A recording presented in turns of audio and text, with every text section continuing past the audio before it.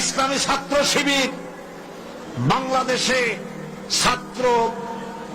ছাত্র অঙ্গনে শিক্ষা প্রতিষ্ঠানে আল্লাহর এক নিয়ামত, আলহামদুলিল্লাহ বলেন। এই নিয়ামতের কাছে, ইসলামের কাছে আসতে না পারে সেজন্য বলা হয় মৌলবাদ আর সন্ত্রাস।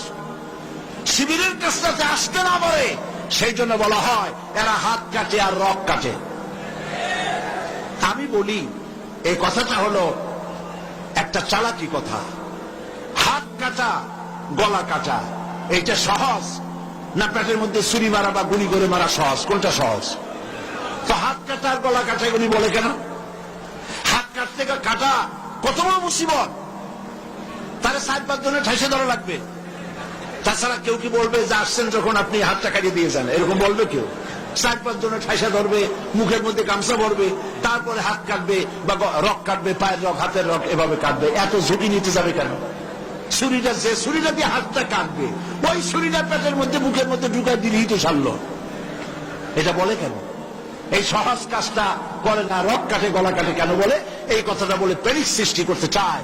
যে সমস্ত ছাত্র ছাত্রীরা দিন পেতে চায়, ইসলামে আসতে চায়, তারা যেন ইসলামী ছাত্র শিবিরের কাছে আসতে না পারে, তার জন্য ষড়যন্ত্রমূলক এই বদনাম তারা দেশ শুদ্ধ জড়াইছে।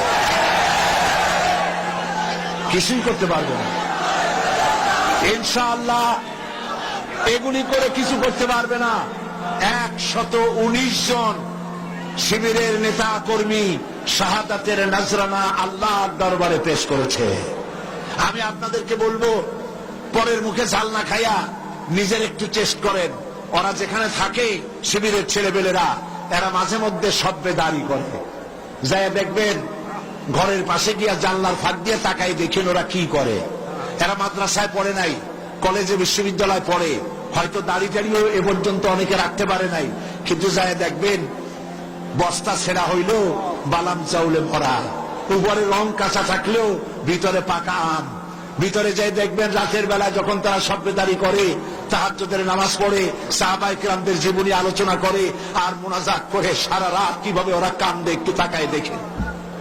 এই চোখের বাণী তারা আল্লাহর জন্য দেয়, দিন প্রতিষ্ঠার জন্য কাজ করে। সুতরাং এদের সাথে শত্রুতা না করে এই কাজগুলি, সন্তান যদি ভালো বানাতে চান, শিক্ষাঙ্গনে সন্ত্রাসী কারা সেদিকে তাকায় দেখেন, আর সন্ত্রাস কম করে কারা তাদেরকে দেখেন, সন্ত্রাস করে না কারা তাদেরকে দেখেন। এই জন্য সন্তান যদি ভালো বানাতে চান ছেলেদেরকে, তাহলে এই লাইনে দেন। মেয়েদেরকে যদি ভালো বানাতে চান এই পরিবেশে ছাত্রী সংস্থার সাথে দিয়ে দেন। আল্লাহ পাক আপনার মেয়েকে ভালো পথে রাখবেন, ছেলেকেও ভালো পথে রাখবেন। আল্লাহ যেন তৌফিক দান করেন, বলেন আমিন।